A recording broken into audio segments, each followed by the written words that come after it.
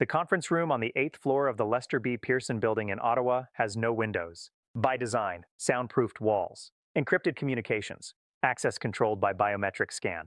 On most days, it hosts routine briefings on visa applications, consular services, and trade statistics. On February 14, 2026, it hosted the first meeting of what would later be called the Strategic Independence Working Group.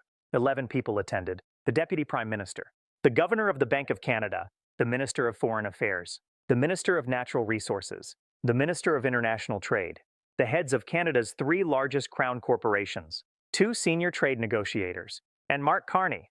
No minutes were recorded, no agenda was distributed. The meeting was not listed on any official calendar, and the topic under discussion was a question that would have been unthinkable 6 months earlier. Can Canada survive without American markets? Not thrive. Not prosper. Survive? The question was framed in the language of contingency planning, but everyone in that room understood what was actually being asked. If the United States continues treating Canada as a subordinate rather than a partner, does Canada have the option to walk away? The meeting lasted 9 hours. By the time it ended, the framework for the largest coordinated economic redirection in Canadian history had been drafted. Not approved, not finalized, but drafted. And over the next 4 months, that framework would be executed with such precision, such secrecy, and such speed that by the time American officials realized what was happening, every major element was already irreversible. This is the full strategy: the timeline, the coordination, the deceptions, the backup plans, and the single decision point that turned contingency planning into operational reality. This is how Canada dismantled 75 years of economic integration with the United States in 120 days without anyone noticing until it was too late. To understand why the Strategic Independence Working Group was convened in February, you need to understand what had happened in the 3 weeks prior, because the meeting was not a response to a single incident. It was a response to a pattern. On January 22, 2026, President Trump called Prime Minister Trudeau a mid-level bureaucrat managing a resource extraction operation. The comment was made during a press availability at Mar-a-Lago. It was not a prepared statement. It was an offhand remark in response to a question about Canadian opposition to expanded American oil pipeline access. On January 29th, Trump threatened to impose tariffs on Canadian hydroelectric exports unless Canada agreed to renegotiate power purchase agreements that had been in place since 1997. The tariffs were never formally proposed, but the threat was public, repeated, and presented as non-negotiable. On February 6th, the U.S. Trade Representative sent a letter to the Canadian government demanding access to internal procurement data for all federal infrastructure projects over $50 million. The stated purpose was ensuring compliance with USMCA fair competition provisions. The actual purpose, as understood by Canadian trade officials, was creating a database that would allow the United States to challenge any project that favored Canadian suppliers. 3 incidents, 3 weeks, and all 3 followed the same pattern: public insult, unilateral demand, implicit threat. The tone was not diplomatic, it was colonial. On February 12th, Mark Carney was asked during a parliamentary committee hearing whether Canada had contingency plans for a scenario in which trade relations with the United States became untenable. He said, "The government maintains contingency frameworks for a wide range of scenarios." That was true. Every government maintains contingency plans. What was not said, and what the committee did not ask, was whether those frameworks had moved from theoretical exercises to operational preparation. They had. The Strategic Independence Working Group convened 2 days later with a mandate that had been personally approved by the Prime Minister. The mandate was one sentence: develop an actionable framework for economic independence from the United States within 18 months. 18 months.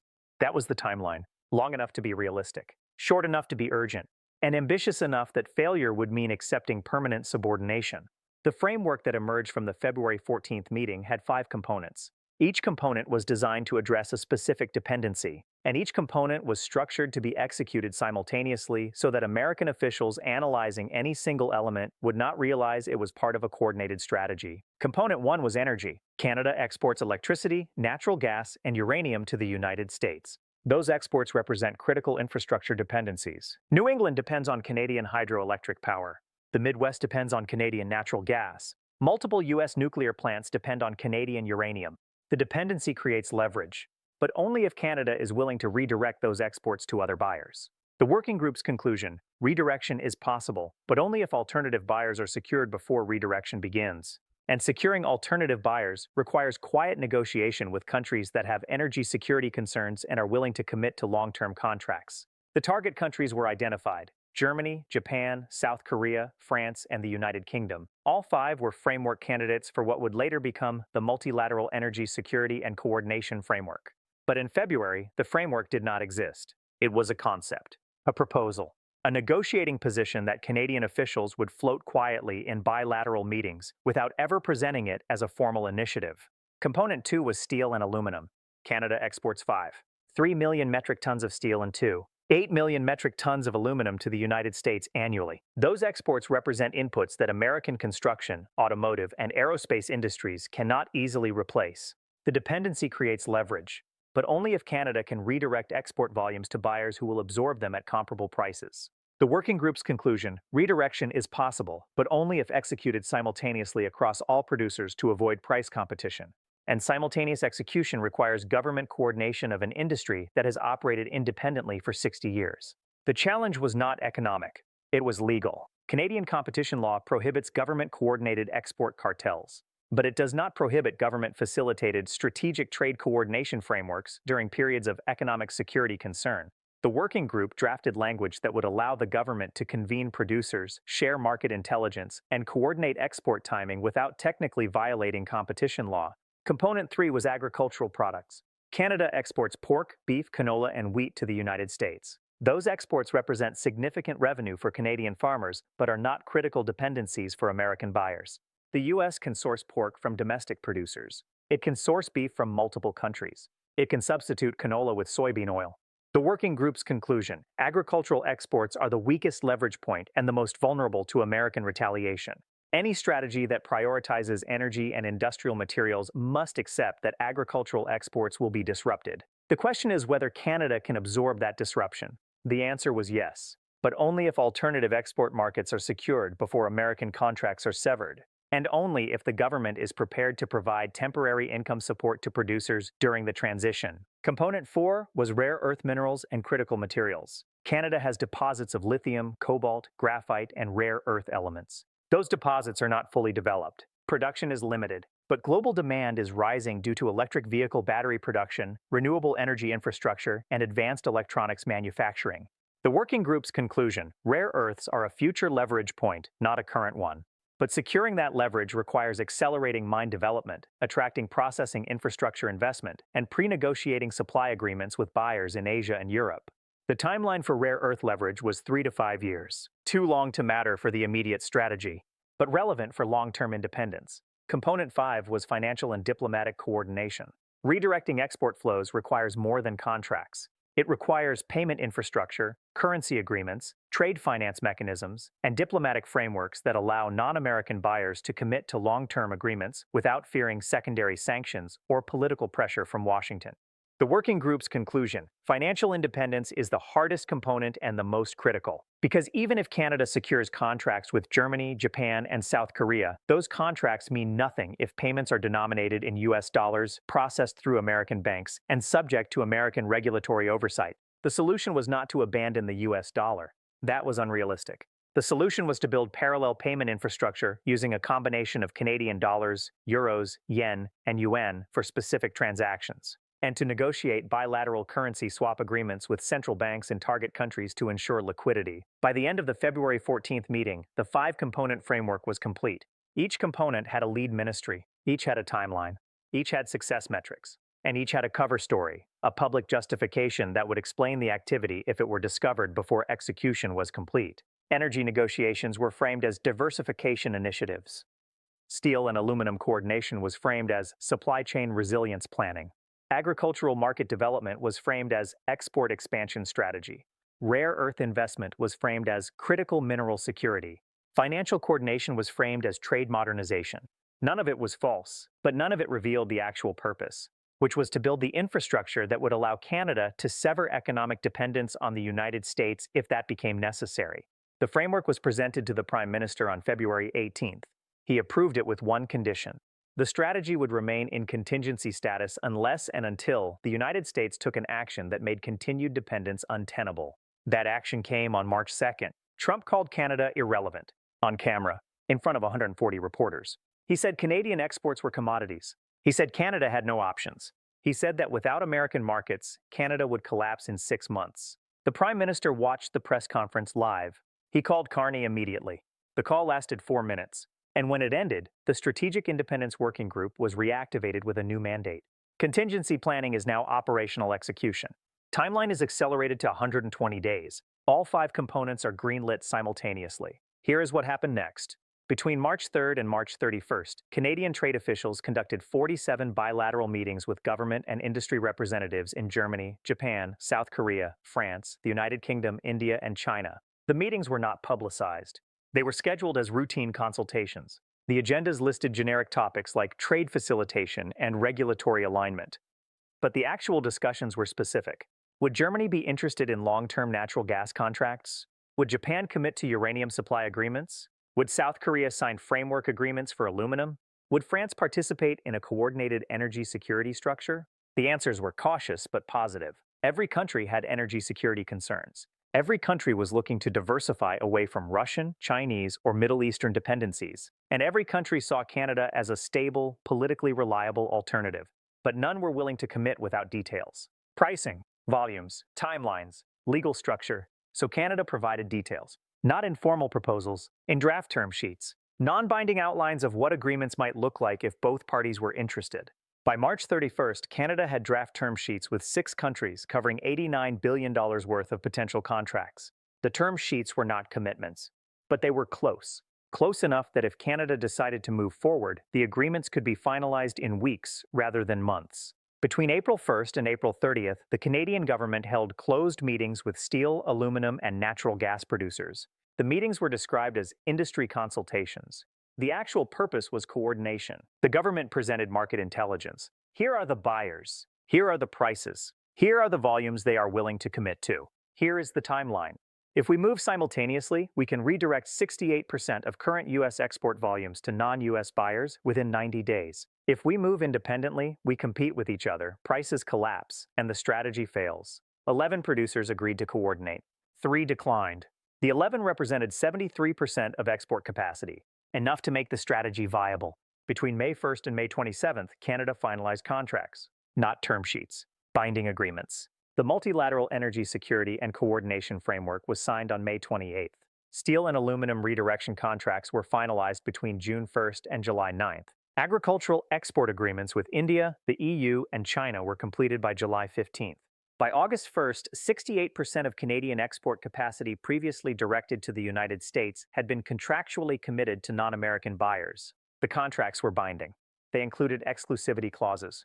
They were structured as multi-year agreements with pricing guarantees. And here is the critical detail. Every major contract included a mutual exclusivity provision that prohibited the buyer from imposing unilateral sanctions or trade restrictions on Canadian exports. If they did, Canada could redirect contracted volumes to other buyers without penalty. That clause was aimed at one scenario: the United States pressuring Canada's new buyers to cancel contracts and return to the prior status quo. The clause made that pressure ineffective. Because even if the United States threatened Germany, Japan, or South Korea, those countries could not cancel without violating their contracts with Canada.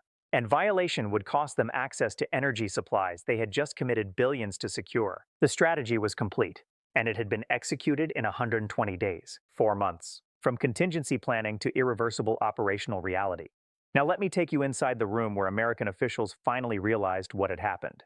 On August 6, 2026, the National Security Advisor convened a restricted briefing in the White House Situation Room. The briefing was titled Canadian Export Reorientation Strategic Assessment.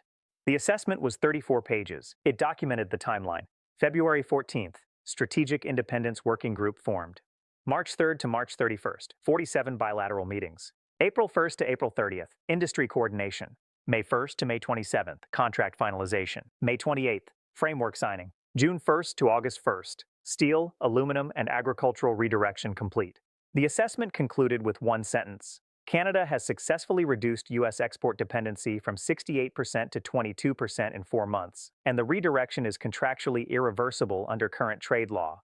The National Security Advisor asked how this had happened without intelligence warnings. The Director of National Intelligence explained that every individual action had appeared routine. Trade meetings happen constantly. Industry consultations are normal. Export agreements are signed every week. No single element had triggered alerts because no single element looked unusual in isolation. It was only when analysts mapped the full timeline that the pattern became visible. And by then, the contracts were signed. The Secretary of State asked if the contracts could be challenged legally. A trade attorney explained that the contracts were between Canada and third-party nations. The United States was not a party. There was no legal standing to challenge them. The Secretary of Defense asked if diplomatic pressure could force cancellations. The Director of National Intelligence explained that the mutual exclusivity clauses made that approach counterproductive. Pressuring Germany to cancel would trigger the clause, and Germany would lose energy access. Germany would not accept that cost to help the United States. The National Security Advisor asked if economic retaliation against Canada would reverse the redirections. The Council of Economic Advisors explained that retaliation would only validate Canada's decision to diversify. It would not bring the contracts back. The meeting ended with no action items, because there were no actions available that could reverse what had already been executed. One attendee later described the mood in the room as the silence of people realizing they had been strategically outmaneuvered by a country they did not think was capable of strategic maneuvering. Now let me tell you what this meant for the Americans who had spent careers assuming Canada would always be there. Bill is 58 years old. He is a natural gas trader in Houston. He has spent 30 years managing contracts between Canadian suppliers and American utilities. On August 10th, 3 of his largest suppliers informed him they were not renewing contracts beyond December. The suppliers had signed framework agreements with European and Asian buyers. Bill's commission revenue dropped 60% overnight. He said, "I built my career on the assumption that Canada needed us more than we needed them. I was wrong, and now I am paying for it." Teresa is 44. She is a site manager for a construction project in Atlanta. Her project depends on Canadian steel. On August 12th, she was informed that her supplier was canceling the contract. The steel was being redirected to South Korea. Teresa spent 2 weeks finding a replacement supplier. The new steel cost 28% more. The project went over budget. The developer sued the construction firm. Teresa said, "We did not do anything wrong. We just assumed the supply chain was stable." It was not.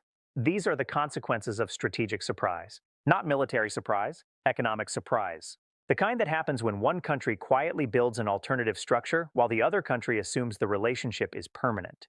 But there is one voice we need to hear, not a politician. Not an economist, someone who has studied how nations lose strategic advantages without realizing it until the advantage is gone. Paul Kennedy, the historian, wrote in The Rise and Fall of the Great Powers, "The historical record suggests that there is a very clear connection in the long run between an individual great power's economic rise and fall and its growth and decline as an important military power. And yet it has never been the case that economic shifts automatically or immediately produce equivalent shifts in the military and territorial order." Kennedy was writing about the British Empire's decline, but the principle applies to August 2026. Because the United States did not lose military power. It did not lose territorial control. It lost economic leverage. Quietly, gradually, and then all at once when Canada executed a 4-month strategy that severed dependencies the United States had assumed were permanent. Nobody noticed Canada's move until it was too late. Not because Canada hid it, but because every individual action looked routine. A trade meeting, an industry consultation, a contract signing. None of it triggered alarms because none of it looked like what it actually was. A coordinated strategy to achieve economic independence from the United States in 120 days. The Strategic Independence Working Group met for the last time on August 15, 2026. The meeting lasted 40 minutes. The agenda had one item: confirm that all 5 components were operationally complete and contractually irreversible. Energy, complete. Steel and aluminum, complete. Agriculture, complete. Rare earths, funded and progressing. Financial coordination, operational. The Deputy Prime Minister asked if there were any remaining dependencies that required contingency planning. The Governor of the Bank of Canada said, "We are now more diversified than at any point in Canadian history. The United States remains our largest trading partner, but they are no longer our only option, and that changes everything." The meeting ended. The working group was dissolved, and the framework it had built became the new normal. Nobody noticed Canada's move until it was too late because the move was designed not to be noticed. It was executed in pieces over months through routine channels using language that sounded like standard trade policy. And by the time American officials mapped the picture was complete. Canada did not defeat the United States. Canada just stopped depending on it. And independence, executed quietly and completely, is a more permanent victory than any confrontation could ever be. Please hit the bell icon and subscribe my channel for daily updates.